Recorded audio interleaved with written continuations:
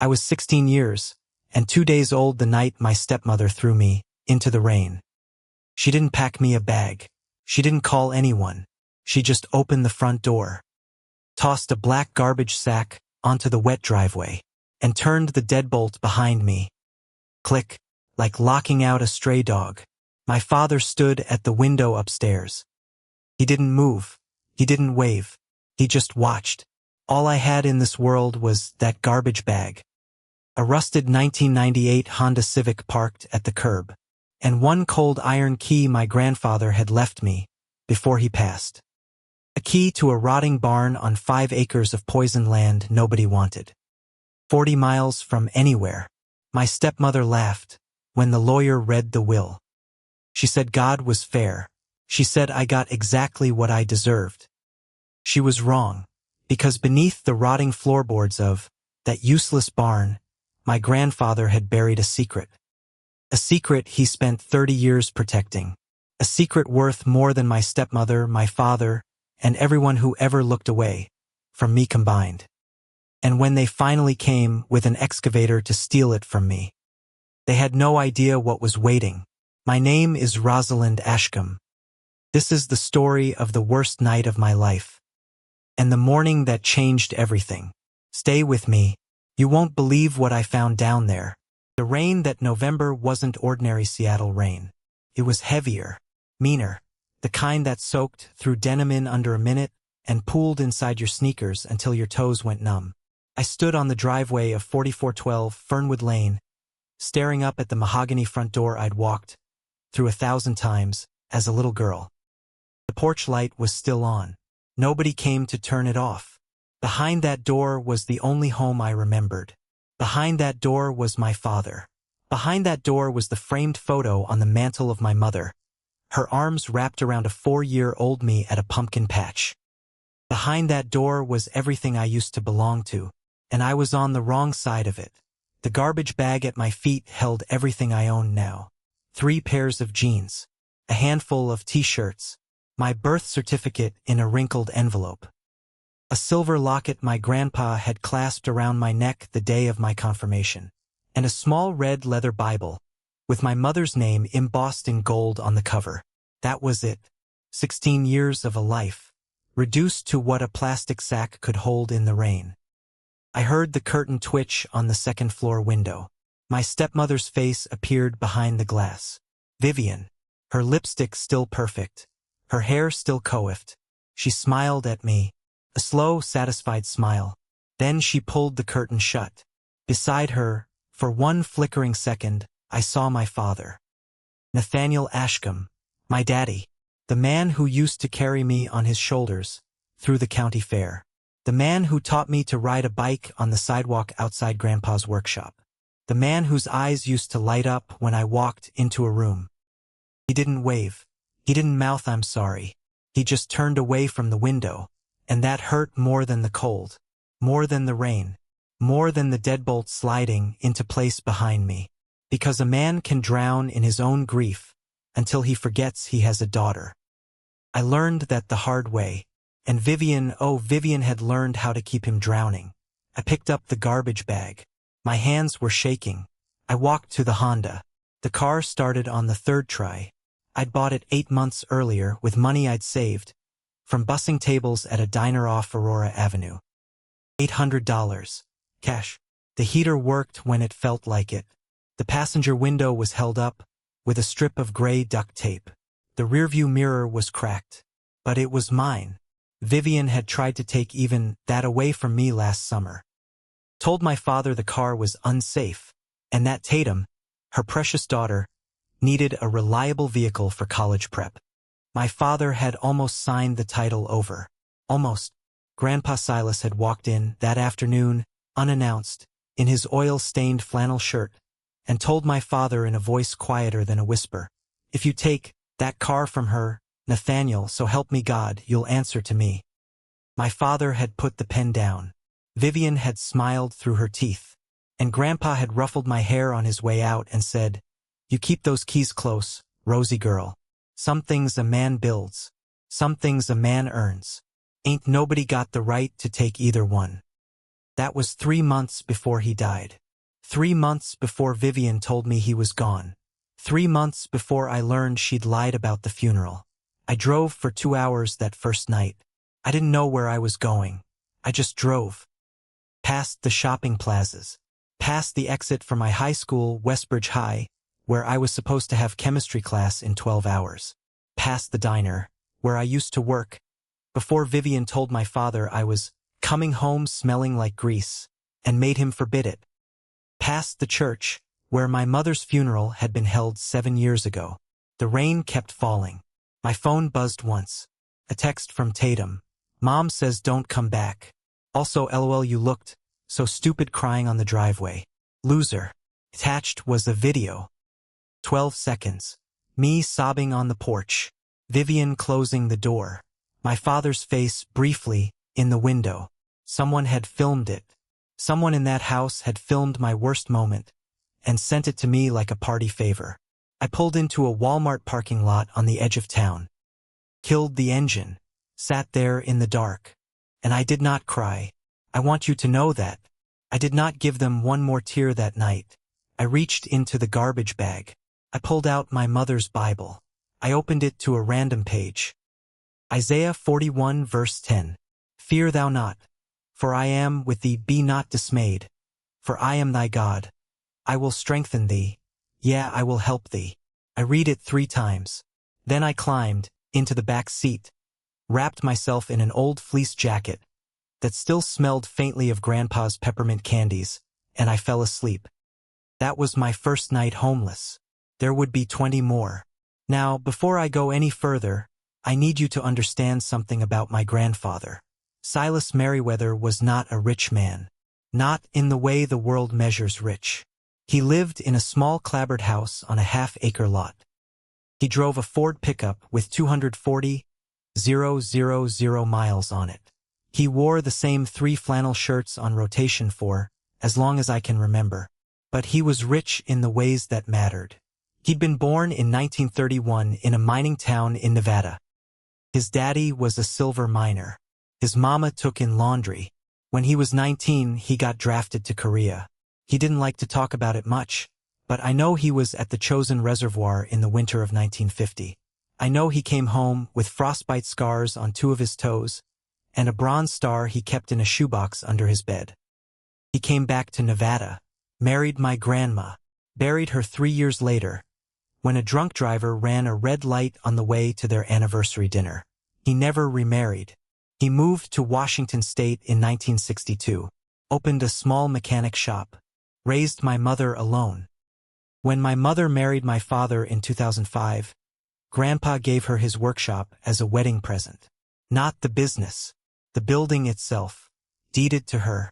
When my mother died in 2017 of a sudden heart attack at 41 years old, that building came to me in her will. I was 9. My father was so broken by grief he didn't even attend the reading. Grandpa held my hand the whole time. And when Vivienne moved into our house in 2021, when I was 13 and started asking my father sweetly when he was going to consolidate the family assets and put me on the deed transfer forms, Grandpa Silas showed up on our porch in his flannel shirt and said, "Nathaniel, that building is Rosie's. It stays Rosie's. And if you sign one paper that says otherwise, you'll never see me again." My father didn't sign. Vivienne remembered. Vivienne never forgot. For 3 weeks after she locked me out, I lived in the Honda. I got very good at pretending. Every morning I drive to a truck stop off I-5 and pay $2 to use the shower. I'd change into clean clothes in the stall. I'd brush my teeth in the sink. I'd tie my hair up, wipe the fog from the mirror, and I'd give myself the same little speech. You are Rosalind Ashcombe. Your grandpa loved you. Your mama loved you. You are not what she says you are. Now go to school. I'd drive to Westbridge High. I'd sit through Mr. Kellerman's calculus class. I'd smile when my friend Priya asked if I wanted to come to her birthday sleepover. I'd say maybe, knowing I couldn't. I'd eat the free breakfast in the cafeteria and pocket a granola bar for dinner. Nobody knew. I made sure nobody knew, because the second a teacher figured out I was sleeping in a car, they'd call CPS. and CPS would call my father, and my father would call Vivienne, and Vivienne would smile, that slow, satisfied smile, and tell them I was a troubled girl who'd run away, because she wouldn't let me have my way, and they'd believe her, because she was well-dressed, because she went to church every Sunday, and put $100 bill in the collection plate, because she cried on cue, because she had a house and I had a garbage bag, so I kept my mouth shut, and I kept driving. On the 22nd day, my phone rang. I was parked behind a laundromat in Ballard, eating a cold burrito from a gas station, when the number came up on my screen. Local. Unknown. I almost didn't answer. I'm so glad I did. Hello. Is this Rosalind Ashcombe? The voice was dry. Precise. The kind of voice that belonged to a man who wore cufflinks. Speaking. My name is Callum Whitfield. I'm an attorney with Whitfield and Barrow. I've been trying to locate you for nearly 2 weeks. Your stepmother informed our office that you were, and I quote, unreachable and possibly out of the country. I laughed. Couldn't help it. It came out sharp and bitter, and it echoed off the concrete wall of the laundromat. Sir, I've been in Seattle the whole time, sleeping in a car. There was a long, careful pause on the other end. Miss Ashcombe, I am so sorry. Nobody had said those words to me in 3 weeks. Not the way he said them. Not with weight behind them. I pressed my forehead against the steering wheel. Why are you calling? Your grandfather, Silas Merriweather. His will is being read tomorrow morning at 9 a.m. Your presence is required. I sat up, so fast I hit my head on the roof of the Honda. My grandfather is dead? Another pause. Longer this time. You didn't know? Vivienne told me he was in the hospital. She said he was recovering. She said he didn't want visitors. She said, my voice broke. She said I shouldn't go see him because he was too weak. When did he die? September 14th. I did the math. It was November 8th. He'd been dead for almost 2 months. I had been living my life for 2 months, going to school, sleeping in that house on Fernwood Lane, sitting across the dinner table from Vivienne, and my grandfather had been in the ground. She had watched me eat spaghetti and not told me my grandfather was dead. She had watched me pack my lunch and not told me my grandfather was dead. She had watched me hang up my winter coat and not told me my grandfather was dead. I made a sound. I don't know what to call it. It wasn't a sob. It wasn't a scream. It was something older than both. Something that came from a place in my chest I didn't know existed. Mr. Whitfield waited. He didn't rush me. Finally, when I could breathe again, he said, Rosalind, your grandfather asked me before he passed to make sure you were taken care of. Everything I know about him tells me he loved you very much. Tomorrow morning, 9 sharp. My office is on the 4th floor of the Cranston building downtown. Can you be there? Yes. Good. And Rosalind, wear whatever you have.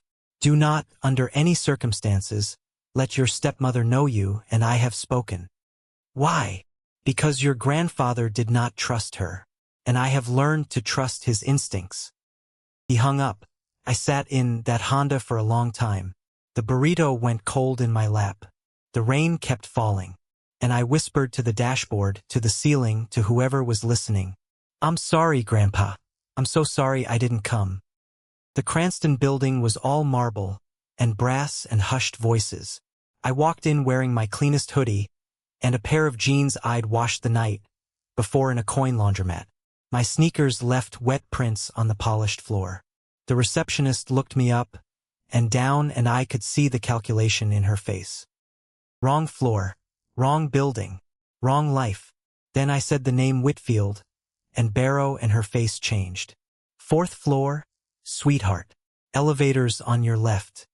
The elevator dinged open, and there they were, Vivienne, Tatum, my father, standing in the hallway, waiting. Vivienne turned. Her face registered surprise, then anger, then, in a heartbeat, that practiced pity she'd perfected over 4 years. Rosalind, oh honey, where have you been? We've been so worried. She stepped toward me with her arms open. I stepped back. Don't. Tatum snorted into her phone. My father wouldn't look at me. He stared at the carpet. His hands were trembling. I noticed the little tremor in his jaw that I'd learned to recognize over the past 2 years. The tremor of a man 3 drinks past his last one and needing the 4th. Vivienne's smile flickered. Rosalind, we're all here for the same reason. Let's not make a scene. Where is he buried? What? Grandpa, where is he buried? Vivienne's mouth opened, closed, opened again. Oh, sweetheart, it was such a quiet service. You wanted it small, just family. You were so upset. When he first got sick, we thought it would be too much for you. You told me he was alive. I told you he was resting. You told me he was recovering. My voice rose. It bounced off the marble walls. The receptionist glanced up. Vivienne grabbed my elbow, squeezed hard. You will lower your voice, she hissed through her smile. We are in a professional office. You will behave like a young lady. Do you understand me? Behind her, my father whispered, Vivienne, please. She didn't even turn around. Nathaniel, not now. He shrank. I have never in my life watched a grown man shrink so completely. It was like watching air leave a balloon. He got smaller, older. He looked at the floor, and he did not raise his eyes again. That was my father. That was what 4 years of grief, and whiskey and a woman, who kept refilling his glass, had done to him. And in that moment, standing in that marble hallway, with her fingers digging into my arm, I felt something inside me change. It wasn't rage. Rage burns hot and burns out. This was cold. This was quiet. I looked at Vivienne, and I smiled. Let go of my arm, Vivienne, or I will scream, and every attorney on this floor will come running. And you will spend the rest of this morning explaining why you physically restrained a minor in a public hallway. Her hand dropped. Her smile did not, but her eyes went dead, and I saw her, for the first time, without the mask. She was not a church-going woman. She was not a doting stepmother. She was a wolf, and she had been circling my family for 4 years. The conference room smelled like leather and lemon polish and old paper. Mr. Whitfield was exactly what I'd expected. Late 50s, silver at the temples, wire-rimmed glasses, a charcoal 3-piece suit that fit him the way expensive suits fit men who'd been wearing expensive suits their whole lives. He shook my hand first. Not Vivienne's, not my father's. Mine. Miss Ashcombe, please, sit here next to me. I saw Vivienne's jaw tighten. I sat. Mr. Whitfield opened a thick folder, cleared his throat, began. The will took 20 minutes to read. The house on Fernwood Lane, jointly held with my father, would remain in my father's name. To Vivienne, Grandpa left a small ceramic figurine of an angel that he'd bought at a garage sale for $2 in 1998. She actually gasped when Mr. Whitfield described it. Not a gasp of joy, a gasp of insult. Her face went blotchy. To Tatum, he left $1. In cash. In a small white envelope on the table. Tatum laughed out loud. Is he serious? Deadly? Mr. Whitfield said, without looking up. To my father, Grandpa left a folded American flag from the Chosen Reservoir Veterans Memorial. And a letter. My father took the flag. He held it against his chest. And for one moment, one flicker of a moment, I saw the man he used to be. The man who used to take me to Mariners games. The man who used to sing off-key in the kitchen on Sunday mornings. His hands shook. He didn't open the letter. He just held the flag. Vivienne rolled her eyes. Then Mr. Whitfield turned a page. Adjusted his glasses. Looked at me. To my beloved granddaughter Rosalind Ashcombe. The retirement portfolio held under my name at Cascade Trust, valued at $300,000, along with all associated instruments and accounts, I hereby bequeath in full to my son-in-law's household, to be administered by Vivienne Ashcombe. Vivienne's head snapped up, so fast I heard her neck crack. Her smile came back, white, triumphant. Well, she said, that's very kind. Mr. Whitfield did not react. He turned another page. Additionally, To my granddaughter Rosalind, I leave the entirety of my real property holdings at 88 Harrow Road, Oak Haven, Washington, consisting of 1 primary structure and 5 surrounding acres. Vivienne exhaled so hard it was almost a laugh. Almost. Oh, Vivienne said, loud enough for everyone to hear. The barn. Mr. Whitfield did not react. May I continue? By all means. He looked at me, and I swear, behind those wire-rimmed glasses, there was something almost like a smile. My granddaughter is also to receive 1 iron key, kept in the safe deposit box under my name at First Federal, entrusted to Mr. Whitfield for transfer at the reading of this will. This key opens the structure at 88 Harrow Road, and it is, in every sense of the word, the most important thing I have ever owned. He slid a small brown paper envelope across the polished oak table. It stopped in front of me. I opened it. Out slid a single iron key. Rusted, heavy, cold to the touch. A brass tag attached with twine had my name burned into it in my grandfather's handwriting. Rosie. I closed my hand around it. It fit my palm like it had been waiting. Vivienne started laughing. It began as a small sound, a little chuckle. Then it grew. It rolled out of her, big and unrestrained, and she threw her head back and laughed at the ceiling. Oh my God! Oh my God! This is priceless. He left her the dump. Rosalind, sweetheart, do you know what that place is? I said nothing. It's a Superfund site. Well, almost. The EPA flagged that land in the 90s. The soil is contaminated. You can't farm it. You can't build on it. The barn itself is a death trap. The roof caved in years ago. You couldn't sell that property for $1. She wiped a tear from her eye, delicately so her mascara wouldn't run. You can't even sleep in it, honey. The termites have eaten through the floor. And the property taxes on 5 acres? Even undeveloped, that's about $1,400 a year, which you don't have. Tatum joined in. It's basically a lawsuit waiting to happen. Vivienne nodded, delighted. It really is. Rosalind, my advice as your stepmother, is to sign the deed over to the county and let them condemn it. She turned to Mr. Whitfield with her sweetest smile. We'd be happy to help facilitate that. As a family. Mr. Whitfield looked at her for a long moment.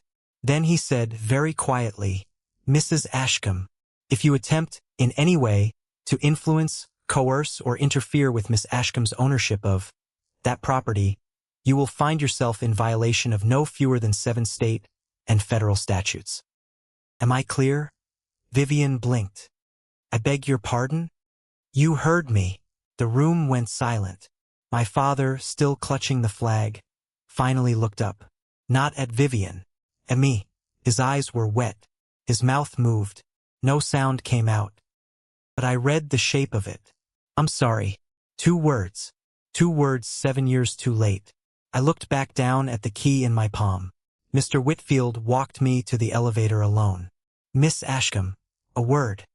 He handed me a manila folder. Thick. Sealed. Inside this folder are the deed to the Oak Haven property, my personal cell number, and 1 additional item your grandfather asked me to give you. What item? A note. Sealed. He wrote it 3 months before he passed. He instructed me to place it in this folder and hand it to you personally only after the will was read. He asked me not to read it myself. I took the folder. It was heavier than it looked. Mr. Whitfield, why did my grandfather trust you? He smiled for the first time. It was a small smile, a tired smile, the smile of a man who had been keeping a secret for a long time. Miss Ashcombe, I served with your grandfather in Korea. Winter of 1950. Chosen Reservoir. He saved my life on a mountain called Fox Hill. I have owed him a debt for 74 years. His voice softened. I do not owe him any longer. Now I look after you. The elevator dinged open. I stepped inside. Just before the doors closed, I said, Mr. Whitfield, what's in the barn? He met my eyes. That, Miss Ashcombe, is between you and your grandfather. Drive carefully. Oak Haven is 40 miles. The road washes out when it rains. The doors closed. I sat in the Honda in the parking garage for a full hour before I could drive. I opened the manila folder with hands that would not stop shaking. Inside, the deed, yellowed and official. My name typed in careful black letters. Rosalind Marie Ashcombe. Inside, a small business card with a phone number handwritten on the back. Inside, one white envelope, sealed with red wax. My grandfather's handwriting on the front. Rosie girl, do not open this until you are alone in the barn. Trust me. I traced my finger over the letters. I could almost hear his voice. Rosie girl. I put the envelope back. I closed the folder. I put the key in my pocket. I started the car, and I drove to Oak Haven. The road out of Seattle turned to gravel about 30 miles in. Pine trees closed in on either side. Cell service dropped. The Honda's radio, which had been playing a scratchy country station, went to static, and I let it. The static was almost like company.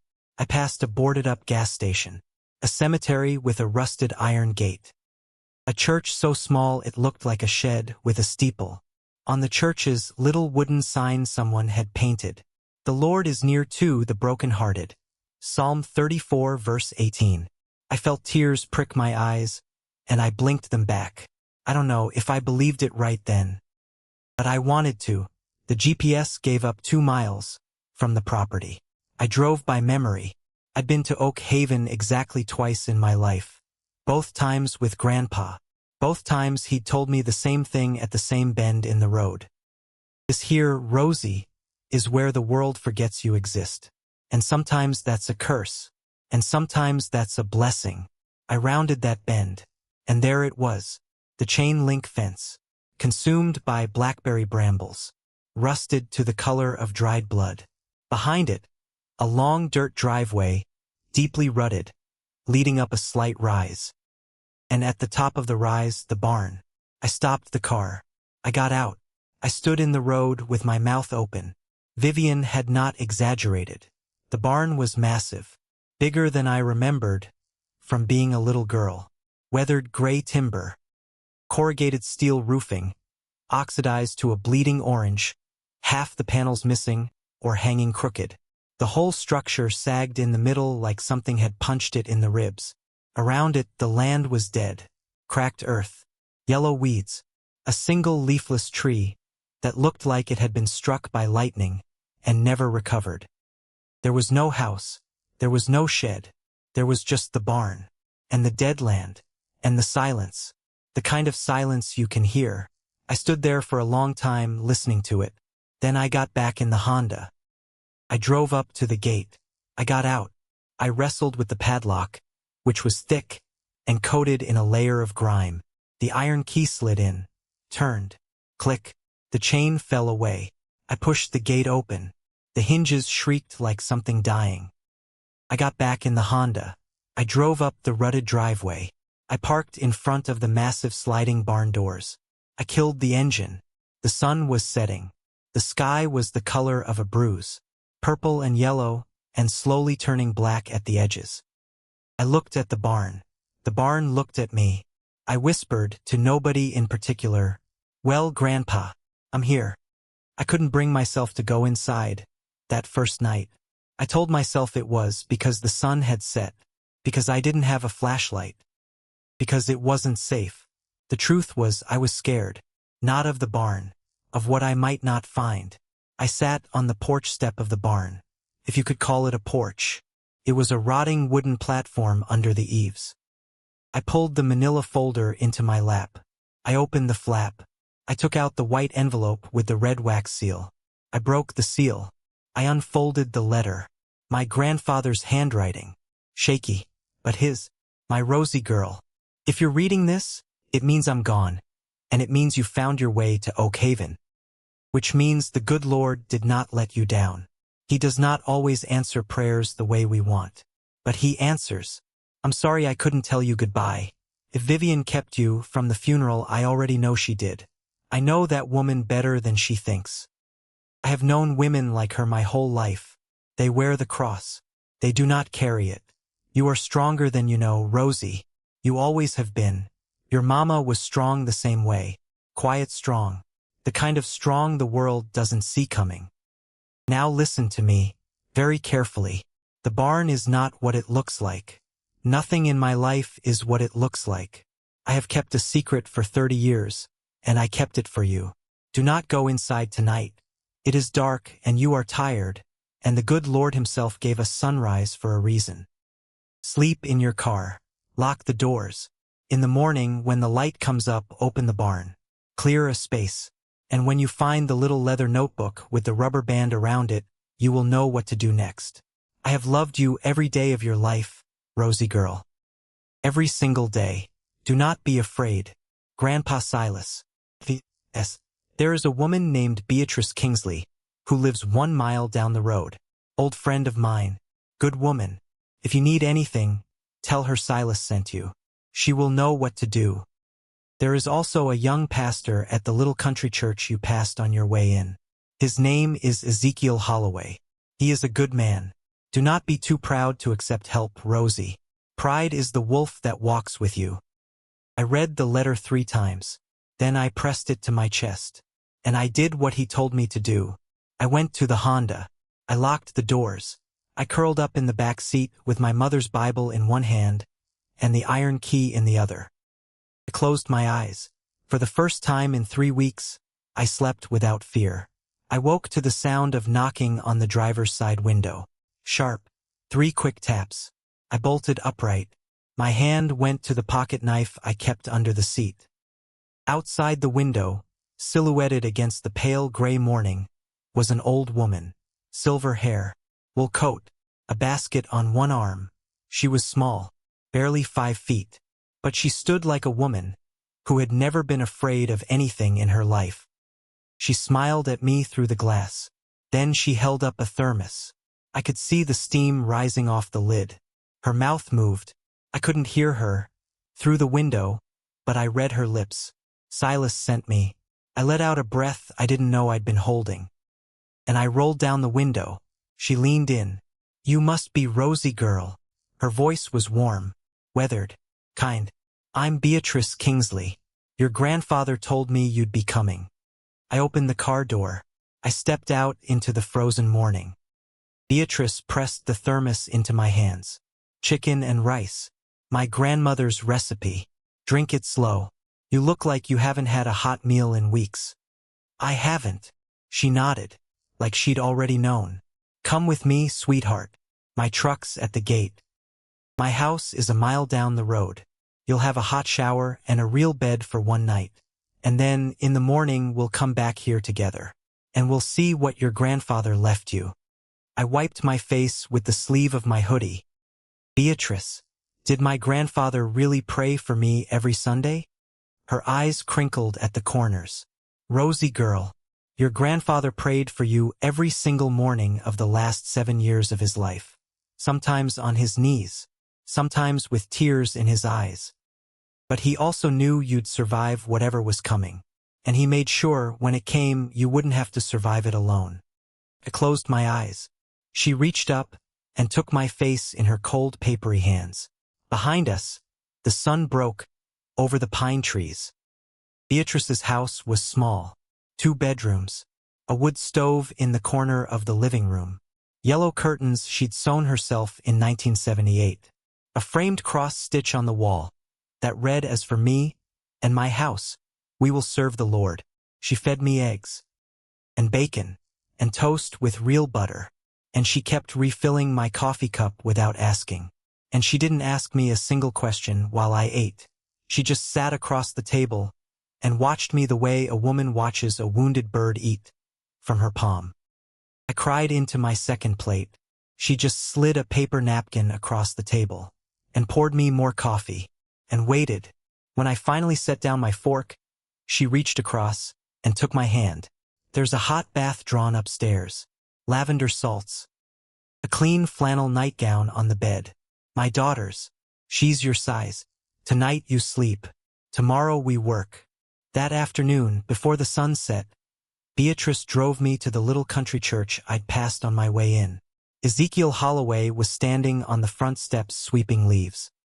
He was younger than I expected. Maybe 35. Dark hair, a soft voice, eyes that had seen more than they should have. He set the broom down when he saw us. Beatrice. Ezekiel. This is Silas Merriweather's granddaughter. He came down the steps slowly. He looked at me for a long moment. Then he said, Silas talked about you every Sunday for the last 2 years. He asked me to keep an eye out, to be ready. He said you'd come here eventually, when the wolf finally showed her teeth. I couldn't speak. Ezekiel opened his arms. Not a hug, just an offer. I stepped forward. He wrapped his arms around me, and he held me the way a big brother holds a little sister who has cried herself to sleep. He said, into my hair. Whatever comes next, Rosalind, you are not alone. This church is 1 mile from your land. My door is always open. Do you understand? I nodded. Good. He pulled back, held me at arm's length. Your grandfather was one of the finest men I ever knew. He would want you to sleep tonight. So sleep, and in the morning whatever you find in that barn, remember, money is a tool.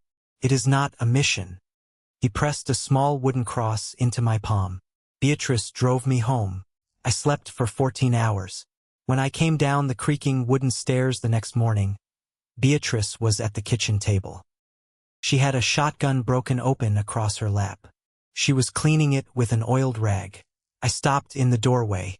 She looked up, smiled at me over her reading glasses. Don't mind the 12-gauge, sweetheart. Just doing my Tuesday cleaning. Beatrice. Why are you cleaning a shotgun?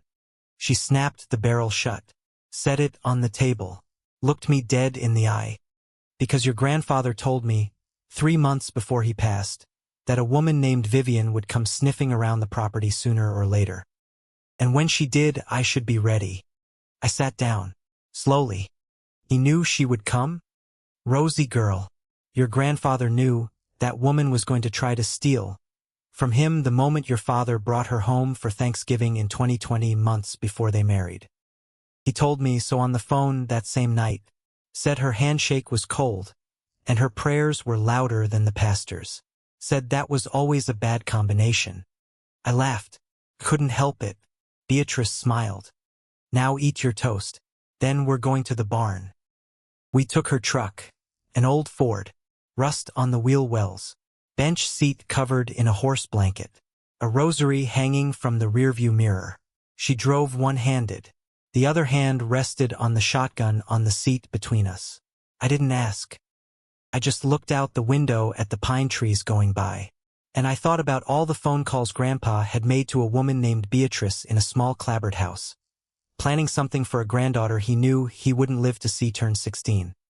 He had known all of it, and he had prepared. We pulled up to the gate at 88 Harrow Road. The Honda was still there. The chain was still on the ground. The barn still sagged in the middle. Beatrice killed the engine. She turned in her seat and looked at me. Rosie, before we go in there, I want you to understand something. Okay. Your grandfather did not tell me what was in that barn. He never once, in 22 years of friendship, told me what he was building. He told me only 2 things. First, that he was working on something for you. And second, that if anyone but you ever went inside, they would find nothing. Because he had built it so a stranger would see only what he wanted them to see. What does that mean?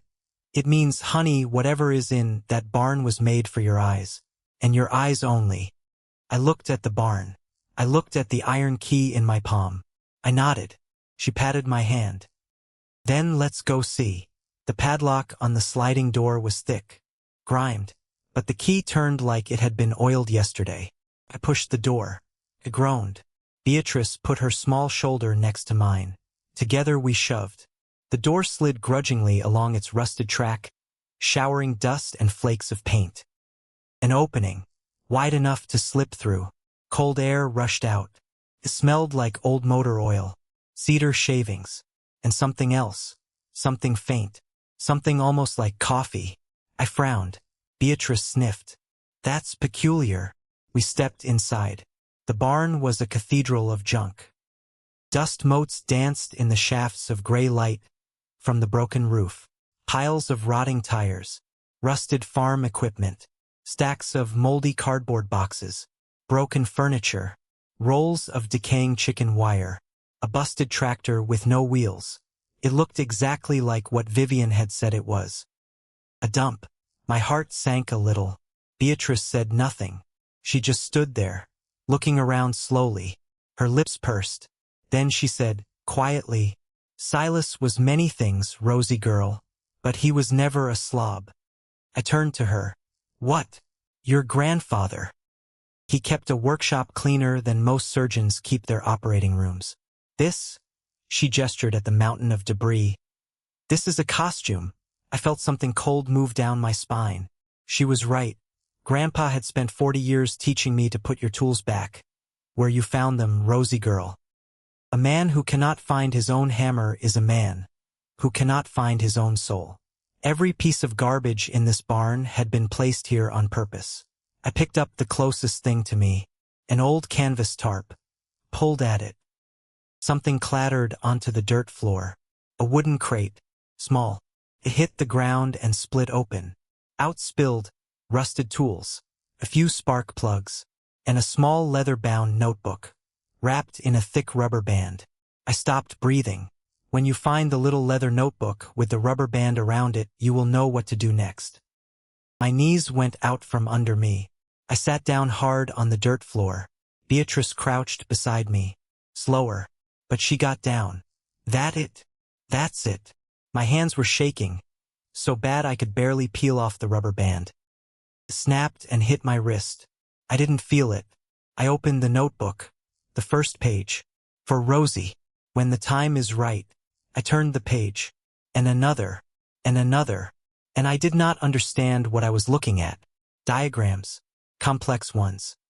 Blueprints of the barn, drawn to scale, with measurements, cross-sections showing depths, cross-sections showing what looked like rooms, underground rooms, mathematical equations, long strings of them, soil depth charts, lists of materials, concrete, rebar, lead lining, ventilation pipes, battery banks, solar panels, serial numbers, hundreds of them, and every 10 or 15 pages, entries, in red ink. October 14, 2018. The foundation is secure. They haven't noticed the perimeter shift. I poured the concrete thick enough to mask the hollows. March 3, 2022. Nathaniel's new wife is asking questions. She smells money. But she's looking in the wrong direction. She thinks the value is in the stock market. Fool. July 22, 2023. Rosie asked me today why I go to Oak Haven so much. I told her I was fixing an old tractor. She smiled. She knew I was lying. But she didn't press me. She never does. My good girl. My smart girl. I put a hand over my mouth. Beatrice read over my shoulder. Slowly, silently, I turned to the last page. The red ink was shakier here. August 12, 2024. My heart is failing. The doctor gave me 6 months. I got maybe 4. I have to lock it down. Rosie, start where the iron meets the earth. At the true north pillar. Bring a crowbar. Bring water. Bring your patience. I love you, girl. Now go find it. Beatrice let out a low whistle. Well, I'll be. I looked at her. What does he mean, the true north pillar? She stood up. Slowly. Joints popping. She pointed toward the back of the barn. That barn's got 4 support pillars, honey. Corners. I remember Silas telling me once he installed them himself in the 80s. Iron. Driven 12 feet into the ground. She looked at me.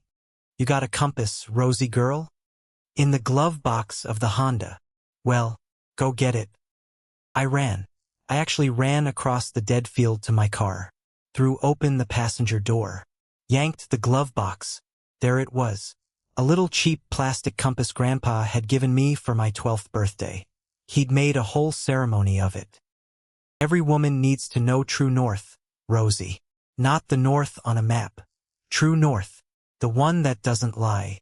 I hadn't understood him then, I understood him now. I ran back to the barn. Beatrice was standing in the center of it. I flipped open the compass. The needle spun, settled, pointed, directly at the back left corner of the barn, where a thick iron pillar rose from the dirt floor, grimed, weathered, anchoring the main load-bearing beam of the roof. I walked to it. The dirt around the base was packed hard. I fell to my knees. Beatrice handed me a crowbar. She was just there, handing it to me, nodding. Dig, rosy girl. I dug. For an hour I dug. The ground was like concrete. Every strike sent a painful shock up my arms. My shoulders burned. My back screamed. Sweat rolled down my temples despite the freezing air. My hands blistered. Then the blisters tore open. I did not stop. Beatrice disappeared and came back with a jug of water and a pair of leather-work gloves. She helped me tie them on, over my bleeding hands. She didn't tell me to slow down. She just sat on an overturned crate, shotgun across her knees, and she watched the barn door, because both of us knew, if Vivienne had a private detective on Grandpa, then Vivienne knew there was something in this barn, which meant sooner or later, Vivienne was coming. At about 2 feet deep, the crowbar didn't hit dirt. It hit something solid. Clang. A sharp metallic echo bounced through the cavernous barn. I froze. Beatrice sat up. I dropped the crowbar, used my gloved hands, clawed away the loose dirt. My fingernails scraped across cold flat steel. I kept clearing, kept expanding, pushing away years of packed soil until I revealed a steel plate, massive, 4 feet by 4 feet, heavily reinforced. Right in the center sat a heavy-duty rotary combination lock, encased in waterproof rubber housing. I sat back on my heels. I stared. Beatrice came to stand behind me. Well, she said, just that. I flipped frantically through the notebook. Dates, dimensions, materials, the last page. Beneath the word start where the iron meets the earth. Numbers, circled 3 times. 07/14/2017. The day my mother died. Grandpa had built a vault, and he had locked it with the day his daughter left this earth. Because I was the only person on earth who would ever guess that combination on the first try. I crawled to the edge of the pit. My gloved fingers gripped the cold metal dial. Right. 07. Left. 14. Right. 20. 17. Click. I heard it. A low mechanical thunk somewhere inside the plate. I pulled the heavy steel latch. It groaned. Then it disengaged. I wedged my fingers under the edge of the hatch, braced my feet against the iron pillar, pulled. It was unimaginably heavy. Beatrice grabbed hold. Together, straining, we lifted it. The hatch swung up on massive industrial hinges. They shrieked, like something waking after a long sleep. A gust of air hit my face, dry, surprisingly warm, faintly smelling of ozone, old paper, and coffee. That coffee smell. It was coming from underground. Beatrice and I looked at each other. Then I looked down. A set of diamond tread steel stairs, descending into darkness. Grandpa, I whispered, what did you build? Beatrice fumbled in her coat pocket, pulled out a small flashlight, handed it to me, then she pulled out a second one. For herself. She was going down with me. Bless that woman. I clicked on the beam, aimed it into the dark. The stairs went down about 15 feet. At the bottom, concrete, poured smooth, reflecting my flashlight beam back like a mirror. I took the first step, then the second, then the third. Beatrice followed behind me, slower, careful of her knees. The air grew warmer as we descended. There was a low hum, barely audible. At the bottom I stepped off onto the concrete floor. I raised the beam, and I dropped the flashlight. The room was the size of a 3-car garage. But it was not a garage. It was climate-controlled. I could hear the whisper of a hidden ventilation system. See the faint glow of low LED strip lighting Grandpa had run along the ceiling. Solar-fed, I would later learn. Off-grid. Silent. Every wall was lined with shelving. Every shelf was stacked. To my left, olive green military surplus crates. Dozens of them, stenciled with faded white lettering. To my right, steel filing cabinets. 4 of them, against the far wall, wrapped in layers of thick plastic sheeting, palletized, stacked chest high, and in the very center of the room, a small wooden workbench. On the workbench, a framed photograph of me, age 6, sitting on my grandfather's lap in his workshop, both of us grinning. Beside the photo, a folded letter, sealed with red wax. Rosie girl. I sank to my knees on the concrete. Beatrice, behind me, made a small strangled sound. She whispered, "Sweet Lord." I couldn't move. Eventually, Beatrice touched my shoulder. "Rosie, honey, open the letter." I picked it up. I broke the seal. "My Rosie girl, you found it. Good girl. Smart girl. Now let me tell you what you're looking at. I was born to a silver miner in 1931. My daddy died when I was 11. He left me a small stake in a claim outside Tonopah, Nevada. When I was 17, right before I got drafted, I sold that stake to a big mining company for what they told me was a fair price. It was not a fair price. It was a criminal price. But I was 17, and I did not know any better. I made a promise to myself, sitting in a foxhole in Korea in 1951, freezing half to death. I promised that, if the Lord let me live, I would spend my whole life quietly getting back what those men took from my daddy. Not with lawyers, not with guns, with patience, with savings, with small purchases nobody would ever notice. Rosie girl, everything in this room came from that promise. The green crates on the left hold silver bullion. I bought it 1 bar at a time from 1962 forward. £90 a year for 62 years. There are about 5,000 pounds in this room. At today's prices, that comes to around $2.5 million. I stopped reading. I read that number 3 times. Beatrice, over my shoulder, whispered, "Sweet mercy." I kept reading.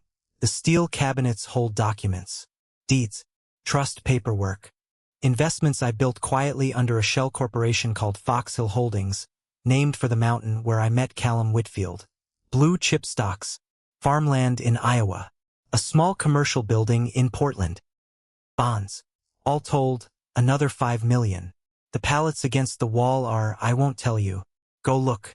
It'll make you laugh. I stood up, on unsteady legs. I walked to the wall. I took out my pocket knife, sliced a long gash down the plastic sheeting, peeled it back. Beneath the plastic, individually sealed, slabbed in hard acrylic cases, comic books, hundreds of them. I recognized some of the covers. Golden Age, Silver Age, the ones Grandpa used to tell me about on Sunday afternoons. I heard myself laugh. It was a wild sound. Half sob. Beatrice was staring with her mouth open. I picked up the letter again.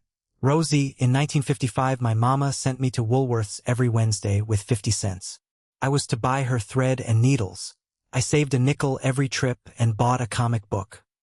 My mama caught me once. She whupped me with a wooden spoon. And then she gave me another nickel the next Wednesday. Because she was a good mama. And she knew a boy needed to have something silly in a world that took everything else. I kept every one of them. 69 years. Rosie, that pallet is worth another 2 million or so. The good stuff well preserved. The rest of the room. Vintage electronics. Encryption machines. First edition books. A small collection of gold coins. Rare stamps. Total estimated value. Somewhere between $12 and $15 million depending on the market. It is a lot of money, Rosie. But it is not enough to save the world. It is only enough to save some of it. Choose carefully. I put the letter down. I turned to Beatrice. Beatrice put her hand on the wall to steady herself. She whispered, "Silas Merriweather, you beautiful, sneaky old man." I sat down on the concrete floor. I put my face in my hands. And I did not cry. I did not laugh. I just sat. Because I finally understood. Grandpa hadn't left me the barn because he had nothing else to give. Grandpa had left me the barn because he had built me a fortress Vivienne could never touch, a fortress designed patiently for 3 decades by a man who knew exactly what kind of wolf was circling his family. He had raised me to be his heir, and I had been too young, too grieving, too naive to see it. Until now. Beatrice sat down next to me on the concrete. She took my hand. "Rosie girl, I need to tell you something." "Okay. Money like this, honey, it changes people. Can rot a soul faster than any disease. Your grandpa didn't leave this to you to make you rich. He left it to you because he trusted you to know what to do with it." I looked at her. "What do I do with it?" She smiled. "That, sweetheart, is between you and the good Lord."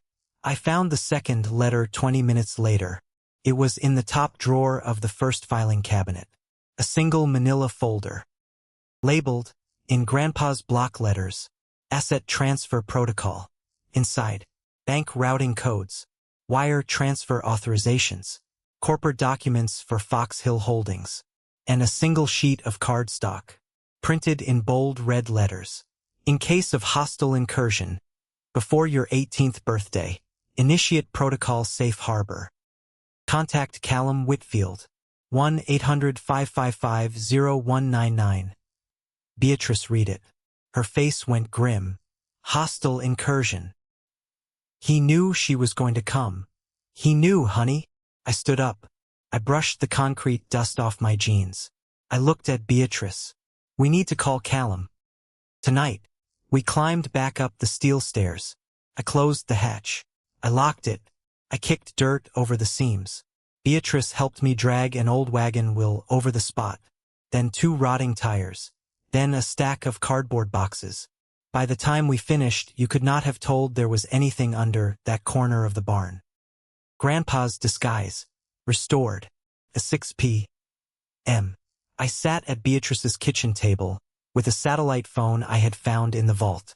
I dialed the number. Callum Whitfield answered on the second ring. "Whitfield. Mr. Whitfield. It's Rosalind. I need to initiate protocol safe harbor." There was a pause on the line. A long one. Then his voice changed. "Rosie, where are you?" "Beatrice Kingsley's house. In Oak Haven." "Beatrice is with you?" "She's standing next to me." "Good. Put me on speaker." I did. "Rosie, listen to me. From this moment forward, you are under the protection of a legal apparatus your grandfather spent 3 years constructing. Everything on that property is held under Fox Hill Holdings, LLC, and is registered as a private historical conservancy under Washington State's Antiquities Preservation Act. Not 1 square inch of that barn belongs to anyone but you. She's going to come. I know she is." "When?" "Within hours. Silas told me she had a private investigator on him for the last 18 months of his life. Now that the will has been read, she'll move fast. I'm leaving Seattle tonight. I'll be at Oak Haven with the state police and a federal marshal by 6:30 tomorrow morning." "Rosie." "Yes. Your grandfather told me to tell you something, if this day ever came." "What did he say?" Callum paused. Then he said softly, he said, "Rosie girl, you were never the small one. You were only the young one. Small is what she called you to make you feel that way. Small is a lie. Do not believe it." I could not speak. Beatrice gently took the phone from my hand. "Callum, keep her safe until you get here." "I will." The line clicked off. At 3 in the morning, I looked out Beatrice's window. I saw headlights. Far away, slow-moving, coming from the direction of the highway, bigger than any farm truck. I ran downstairs. Beatrice was already at the kitchen table, fully dressed, shotgun broken open beside a cup of coffee. She looked up, nodded. "You saw them too. That's her." "That's her." I sat down. Hard. "What do we do?" Beatrice snapped the shotgun shut. "We drink our coffee. We finish our prayers. We put on our warmest coats. And we go stand in front of that barn. Because Callum Whitfield is coming." And your grandfather is with us. And Vivienne is going to learn today that she picked the wrong family to steal from. By 5:30 a.m., we were at the barn. Beatrice's truck parked sideways across the driveway. My Honda parked directly in front of the sliding barn doors. Heavy logging chains I had found in a corner of the barn wrapped around the door handles and padlocked shut. The fog was thick. Ezekiel's truck pulled up at 5:45. He climbed out without a word, walked up the driveway, stood on my other side. Beatrice on my left with a shotgun. Ezekiel on my right with a Bible. Me in the middle, iron key in my pocket. Grandpa, look at your army. At 6:15 a.m., the fog broke. I heard it first, the low guttural roar of a massive diesel engine. Cutting through the trees, getting closer, then headlights, a yellow Caterpillar excavator, lumbering down the rutted dirt driveway. Behind it, a black luxury SUV. Behind that, a rusted flatbed truck, with two men in the cab I didn't recognize. They rolled up to the gate. They stopped. Doors opened, and Vivienne stepped out. Trench coat, leather boots, perfect lipstick. She looked up at the barn. She saw me standing on the porch. She saw Beatrice. She saw Ezekiel. And that slow, satisfied smile spread across her face. She lifted one gloved hand. She waved at me. Then she gestured to the man beside the excavator. And the massive metal arm began to rise into the pale gray morning sky. Vivienne walked up to the chain-link gate. She rested one gloved hand on it, almost delicately, like she was touching a piano key. "Rosalind, sweetheart," she called across the fog. "You look terrible. When was the last time you had a proper shower?" I said nothing. Beatrice, beside me, said nothing. Ezekiel, beside me, said nothing. Vivienne smiled wider. "Oh, you're not going to talk to me. That's fine. You don't need to talk. You just need to move that ugly little car of yours, so my men can do their job." The excavator's engine growled. Beside Vivienne, the two men from the flatbed climbed down. One was massive, bearded, flannel jacket, sledgehammer over one shoulder. The other was thinner, younger, bolt cutters in his hand. The younger one walked to the padlock on the gate, snapped it like a wafer. The chain fell to the wet dirt. The gate swung open. Vivienne stepped onto the property. Careful of the mud, careful of her boots. "Rosalind, I am going to give you one chance. Move the car. Walk down that driveway. Get in Beatrice's truck. Drive back to Seattle. I'll even pay for a hotel room for you tonight. This is my property, Vivienne." "Oh, honey," she laughed. "You are a minor. You do not own anything. Not really. Not until you're 18. And until then, guess who has custodial authority?" She pointed at her own chest. "Me." I felt Beatrice shift beside me. Just a small shift, but I felt it. I put my hand on her arm. "Not yet." She nodded once. She stayed still. "Vivienne," I said. My voice came out level. Even I was surprised. "You lost custodial authority the moment you illegally evicted me from the family home. The moment you locked the deadbolt on a 16-year-old girl in the rain." Her smile flickered. "I did no such thing. Tatum filmed it." The flicker deepened. Tatum was joking. "The video is time-stamped, Vivienne. Metadata.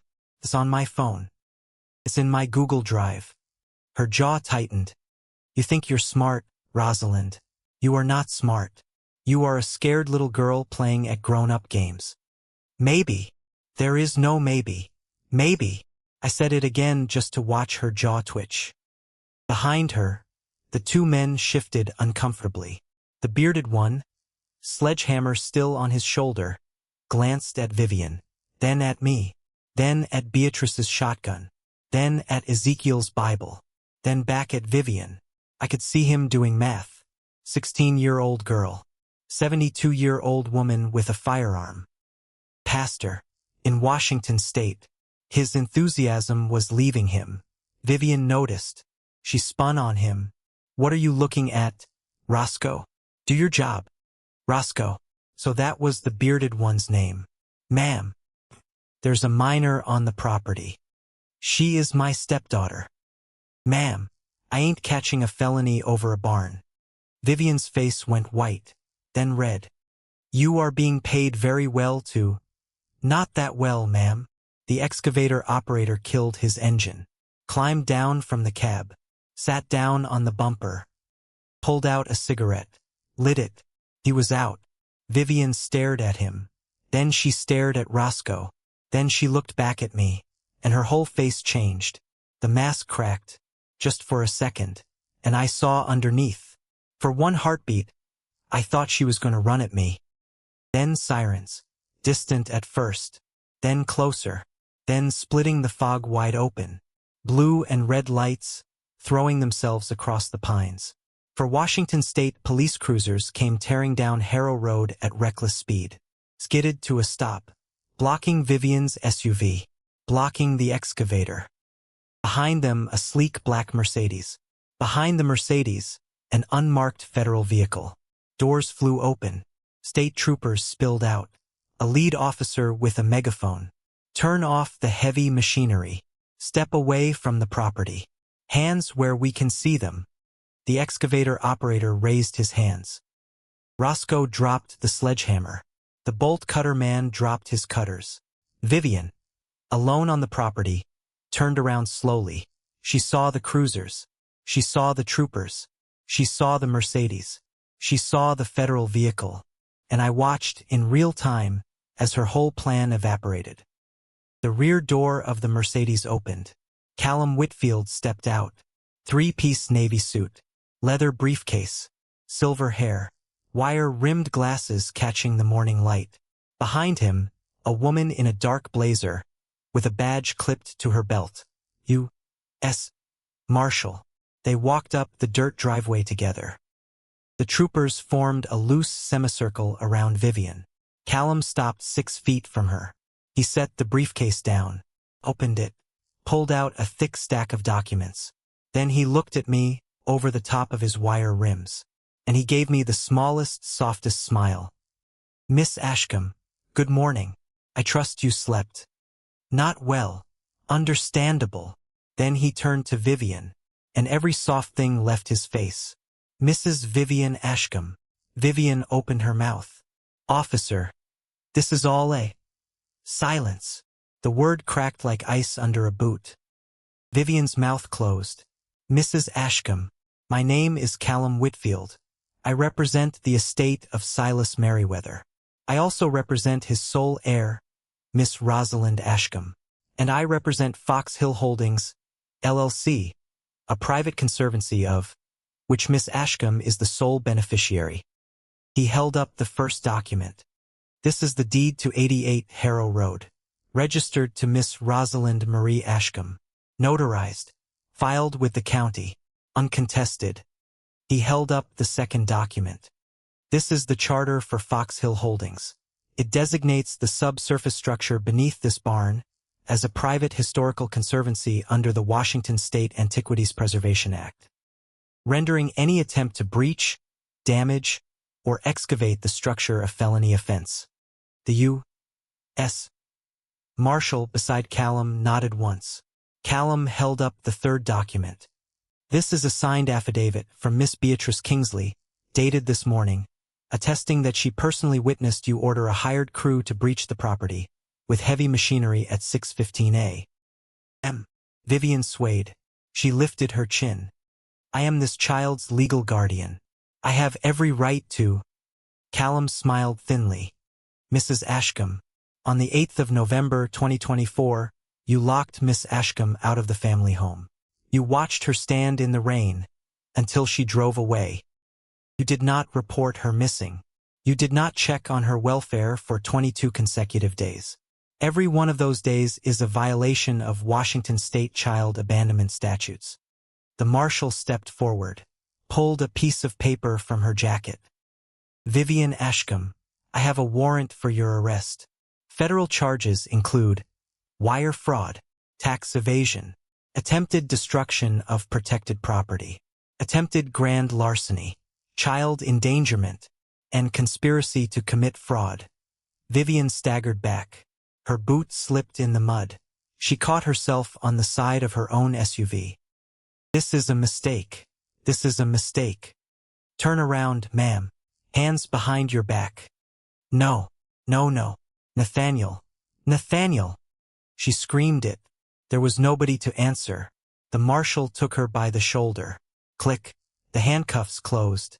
I watched them close. I did not smile. I did not laugh. I just watched. But Callum wasn't done. He pulled a fourth document from his briefcase. He walked over to Vivienne. She was standing now, with her wrists cuffed behind her. Mud on her leather boots. Mascara starting to run in the morning fog. He held the document up. Mrs. Ashcombe, one more piece of information. This is a courtesy. I want you to fully understand what happened here. She spat at his feet. He didn't flinch. The retirement portfolio Silas Merriweather left to your household. Valued at $300,000. Held at Cascade Trust. Her head snapped up. What about it? It was a decoy, Mrs. Ashcombe. The world went very quiet. Even the excavator operator, smoking on the bumper of the flatbed, leaned forward to hear. Silas suspected, correctly, that you had been siphoning funds from Rosalind's college trust for approximately 3 years. He also suspected you had been quietly refilling your husband's glass every night and blaming his grief. He was preparing to file a civil suit against you when he passed. He was senile. He was not senile, Mrs. Ashcombe. He was, in fact, extraordinarily sharp. Which is why, in 2022, he restructured the retirement portfolio. He collateralized it against a corporate debt held by Fox Hill Holdings in the amount of $3.2 million. She blinked. I don't understand what you're saying. I'll say it slowly. The portfolio is not an asset. It is a liability. When you accepted inheritance of the portfolio last week, per your signature, his voice hardened. You inherited $3.2 million in corporate debt, in your name, legally, bindingly, effective immediately. You are bankrupt, Mrs. Ashcombe. You have been bankrupt for 6 days. You just didn't know it yet. Vivienne's knees buckled. The marshal caught her elbow, held her upright. Somewhere behind us, Tatum's car pulled up. She climbed out of her BMW in Ugg boots, phone in her hand, already filming. She lowered the phone slowly as she registered what she was looking at. Her mother, in handcuffs, in the mud. The marshal cut her off before she could speak. Mississippi, please step back to your vehicle. Vivienne turned. Her mascara ran in 2 dark streaks. Tatum, baby, don't say a single word until I get us a lawyer. Callum smiled softly. Mrs. Ashcombe, with respect, you cannot afford a lawyer. He tapped the folder. You cannot afford anything. They put her in the back of the cruiser. I watched them lower her head. I watched the door close. I watched her face through the smudged glass. She was screaming something at me. I couldn't hear it. I didn't need to. The cruiser pulled away. Tatum stood in the middle of the driveway. For the first time in 4 years, she looked at me. Really looked. Not through her camera. She looked at me like she was seeing me for the first time. I said quietly, "Go home, Tatum." I don't have a home. I know. I turned around, walked into the barn. Ezekiel followed. Beatrice followed. Closed the door behind us. 3 hours later, a taxi crunched up the driveway. My father stepped out. He was wearing the same rumpled sport coat he'd worn to the reading of the will. His hair uncombed, his eyes swollen, his hands trembling. He walked 5 steps into the yard. Then his legs gave out. He dropped to his knees in the wet grass, and he began to sob. I did not move toward him. Beatrice did not move. Ezekiel did not move. We just watched. He raised his face. Rosie, I got a call from the FBI this morning. They came to the house. 6:30 a.m. They served a warrant. Vivienne was already gone. Already on her way here. He couldn't finish. To steal from me? I said quietly. To steal from you. You knew, Dad. You knew what she was. I was a coward, baby. I was drinking. Every night. She'd pour it herself. Said it would help me sleep. Said it would help me forget your mother. I forgot everything, Rosie. I forgot you. He put his forehead in the wet grass. Grandpa knew. I whispered. Grandpa knew. He wrote me a letter. Callum gave it to me a week ago, when the investigation started. He said, my father lifted his head. His face was streaked with mud and tears. Rosie, he said in that letter that he forgave me. He said he'd been praying for me for 4 years. He said he was sorry he couldn't reach me in time. I looked at my father. I looked at this broken man, and I did not feel love yet, but I did not feel hate. I felt something in between, something my grandfather had prayed into me for 7 years, one Sunday at a time. I felt mercy, not forgiveness. Not yet. Mercy. I walked over to him. I did not kneel. I stayed standing. I looked down at my father in the mud. Dad. Yes. I love you. Some part of me will always love you. He nodded, tears running. But I am not ready to forgive you. I know. That is going to take time. Maybe years. I know, baby. I know. You are going to get sober. Not for me. For yourself. Because it is the only thing left that you can do. Yes. And when you have done it, really done it, when you have done it for a year, come back and knock on my door, and we will talk. He was nodding, nodding, nodding. Yes, yes, yes. Now stand up. It's cold, and you'll ruin that jacket. He laughed, through the tears, because it was such a grandpa thing to say. I helped him stand. He hugged me, awkwardly, like a man who had forgotten how, and I let him, for 4 seconds. Then I stepped back. He climbed back into the taxi. He waved, once, as it pulled away. I did not wave back, but I did watch until his taxi was gone. That night, Beatrice made pot roast. Ezekiel joined us. We ate at her kitchen table. She said grace. We said amen. Then she reached across the table and squeezed my hand. Rosie girl, what are you going to do with all that money? I looked at her, at Ezekiel. I had been thinking about it since the moment I saw those crates.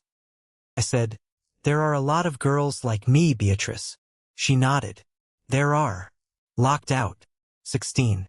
Sleeping in cars. There are, honey. I want to build them a place. Where? Here. Ezekiel set down his fork. On this land. Grandpa's land. I want to tear down the barn and build them a home. A real one. Bedrooms. Kitchen. A chapel. A workshop. Where they can learn things. How to change a tire. How to balance a checkbook. How to say no. How to know their worth. I paused. And I want to name it after him. Beatrice's eyes filled with tears. The Silas Merriweather home. For girls. Ezekiel spoke softly. Rosalind, that is not a barn your grandfather left you. That is a seed. And you are going to grow it into a forest. 1 year later, November again, the rain fell on 88 Harrow Road, but this time it fell on a different kind of building. The barn was gone, torn down board by board. Every piece of old wood salvaged and repurposed. The great iron support beams preserved as art, standing sentry at the entrance of the new structure. In their place, a 2-story home, cedar shingles, white trim, wraparound porch, 12 bedrooms upstairs, commercial kitchen downstairs, a small chapel off the east wing, with stained glass Beatrice had designed herself. Underground, the vault remained, turned into a small private museum. Grandpa's silver and comics cataloged and displayed, open to visitors on Saturdays. The docents were girls who lived at the home. We called the home Fox Hill, because that was the mountain Grandpa had come off of alive in the winter of 1950. Because it was also, in a way, the mountain I had come off of alive in the winter of 2024. On opening day, we had 32 guests. Beatrice cut the ribbon. Callum stood beside her in his 3-piece suit, misty-eyed. Ezekiel gave the sermon.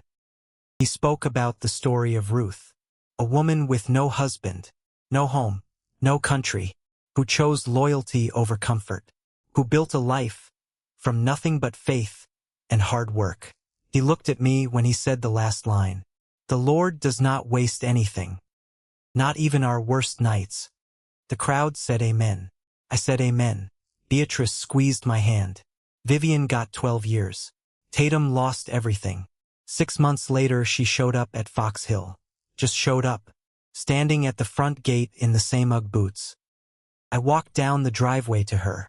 She said, "I don't want your money. I know. I want to apologize." Okay. I filmed you crying. On the driveway. I sent it to you. As a joke. I don't know why I did that. I do. Why? Because your mother taught you that cruelty was funny. And you were 15, and you wanted your mother to love you. Tatum's face crumpled. I did not hug her. I just stood in the rain and let her cry. When she stopped, I said, "There's a Bible study on Tuesday nights. Beatrice runs it. You are welcome. That is all I am offering. Just that door. Open. Once a week." She nodded. She came the following February. She sat in the back. She listened. She kept coming. I don't know where that story ends. But I know that mercy, once you plant it, grows in ways you cannot predict. My father got sober. 14 months at a rehab center. When he came out, he did not come to Fox Hill. Not yet. He got a small apartment. He got a job stocking shelves at a hardware store. He went to AA every night. He wrote me a letter every Sunday. I saved them. That fall, one Sunday I wrote back 2 lines. Dad, come for Thanksgiving. Beatrice is making the turkey. Rosie. He came. In a clean shirt. Hair combed. Hands shaking. He sat at Beatrice's table. He said grace. He cried when I passed him the mashed potatoes. Nobody made a fuss. He drove home that night. Sober. We are still building it, my father and I. Slowly. Brick by brick. A relationship that was never actually a relationship before, only a wound. Now it is becoming something small. Something real. Something mine. That night after Thanksgiving, after the dishes were washed, after everyone had gone home, I walked down into the old vault. Alone. I turned on the lights. I walked past the crates, past the cabinets, past the pallets, past the little wooden workbench. I stopped at the framed photograph. 6-year-old me in my grandfather's lap. Both of us grinning. I put my hand on the frame. I whispered, "Grandpa, I get it now." The vault was silent, but I could almost hear him. "No, Rosie girl. It never was. The treasure was always you." I stayed a long time. Then I turned off the light. I climbed the steel stairs. I closed the hatch behind me. I walked out into the cold Washington night. The sky was full of stars. The kind of stars you only see 40 miles from the city. The kind of stars my grandfather used to show me when I was a little girl. Standing in the driveway of his workshop, pointing up, naming constellations, whispering, "See that one, Rosie girl? That's the North Star. The one that doesn't lie. You lose your way in this world? You find that star, and you walk toward it, and it will always lead you home." I looked up. I found it. I smiled, and I walked toward it. I was 16 years, and 2 days old the night my stepmother threw me into the rain. I am 17 now. I am the owner of Fox Hill. I am the guardian of 38 girls. I am the granddaughter of Silas Merriweather. I am not rich in dollars anymore. Most of them went to the home, to the girls, to the future. I am rich in something else. Quiet rich, deep rich. Rich the way the world doesn't see coming. And if you are out there right now, if you are a girl in a car in a Walmart parking lot, cold, hungry, scared, wondering if anyone in the world remembers your name, I want you to hear me.